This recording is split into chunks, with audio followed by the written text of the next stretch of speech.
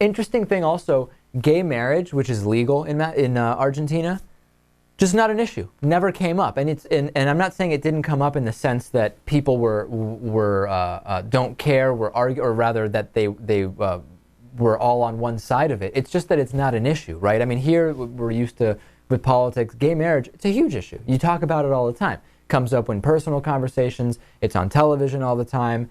It's a theme in newspapers. People are talking about it, political shows, because it's one of the ways that the religious right is trying to hold on to that very tenuous grasp of power that they are quickly losing as the conservative bigots kind of age out of life and pass away and young people replace them. It just didn't come up. I mean, there was not a single conversation in Argentina at all that even related to homosexuality or gay marriage at all. I'm not saying that there isn't homophobia in Argentina. That's not at all what I'm saying. But what I'm saying is that translating that homophobia, which exists in many countries in some parts, into a discussion about whether there should or shouldn't be gay marriage just doesn't come up. It just and hasn't affected anything at all, the same way it hasn't here in Massachusetts. Right. I'm sure there are any number of countries we can look to where that is the case. But you know, we have a lot of problems here. There's certainly an issue with gay marriage. People are very fixated on that. Here's something else that's funny. When we got into Uruguay, took a bus to Montevideo, which is the capital of the country, and get into the bus station, and it's one of these situations where you need a taxi, right? You go out front, and there's a big line. You have to form a line, and there's a guy. It's not clear whether he's working in any kind of official capacity or whether he's just trying to get tips. He's the guy who calls the taxis that are waiting and gets you into the taxi, okay? Maybe he's working in an official capacity. Maybe he's not, as is very common in a lot of South American countries. So all these nice taxis are coming up, and nice taxis. There's no town cars, let me make it clear. Nice for Argentina and Uruguay. Nice taxis coming up. Finally gets to be my turn to get into a taxi. The thing barely makes it up to where the guy is standing and waiting. It's making one of those noises where it sounds like the muffler's completely fallen off. There is no muffler at all. The vehicle barely even is moving. It's almost like it's the size of a very small American two-door car, but it has 4 doors. So somehow they've crammed the 4 doors in there where the door is 2 feet wide and you can barely even get inside of it. Right. And I'm thinking, this thing is going to break down. This is just not a good situation. I tell the guy where we're going, okay? Not having ever been there, I assume the taxi driver will know where my hotel is, right?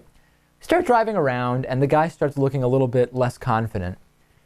And he says to me, is it in neighborhood A or neighborhood B? So at this point, I'm thinking what he's doing is he's trying to test whether I know where it is.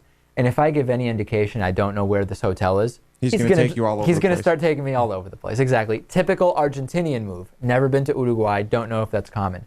So I try to play it off like I just don't remember exactly because it's been a little while since I've been there, right? So I say, it's been a while since I've been at this hotel. I don't remember exactly where it is. Grasping for any straw to make it seem like I've been there before and I would know if he starts driving me out of the city. Yeah. Okay. So then at this point, we drive to some kind of dead end. It's very dark. It's about 9 p.m. at this point. And I forget about he's going to drive me around. I'm thinking we're getting kidnapped at this point, okay? Right. And I start getting very nervous, and I start looking at the door to see if there's even a lock on it, because for a while in Argentina, that was a thing where you would get into the cab, the doors don't open from the inside, they take you wherever, and they take your money. And then he radioed in asking for help finding the place, and I realized he really had no bad intentions. It's just maybe me being the paranoid, kind of naturalized American thinking the worst, but really nothing bad happened at all. I'd say it's probably good to be cautious like that. It is, and the reality is that people in Argentina will actually tell you, in Uruguay, you're completely fine. It's in Argentina that you still have to be careful about where you get onto into cabs and that type of thing. Yeah. So, needless to say, we were able to arrive unfettered and uninjured as well. Yeah, luckily I didn't need to send any money to Uruguay to some ransom. Yeah. Yeah. In Uruguay, it was interesting. I'd show up with a briefcase at some specific destination with a translator, and it's funny because a lot of people say that Buenos Aires is like Paris if the streets weren't cared for 20 years and it just kind of started to crumble a little bit. Montevideo, the capital of Uruguay, is like Buenos Aires if no one took care of that for 20 years and the streets started to further crumble. It's an older place, and we went to the old part of the city, and all of a sudden, trying to find a bathroom, go into some kind of hospital / medical center where it's just clearly people are walking about. There's no toilet paper in any of the bathrooms. Why isn't there toilet paper in the bathrooms? Because someone takes all the rolls of toilet paper, sits outside, and hands you toilet paper as you walk in, asking for a tip. Very, very typical move. We went to this kind of barbecue haven in the center of the old city, and none of the bathrooms have toilet paper, but there's plenty of people sitting outside who will hand you a roll if you tip. So why don't you just say, give me a roll or I'm going to punch you in the face? Well, there may be a language barrier with that. I don't know. And also, the smart thing really down there, I think, is just to carry toilet paper with you. That's just, and in the old part of Montevideo. I'll remember that next time if I ever plan to visit. Exactly. And we actually went to, it's funny, I went to this, we went to a restaurant, and it was a perfectly fine restaurant. Time to ask for the check. And the guy comes over, and he basically has a ton of little slips, almost like you would get in a bar.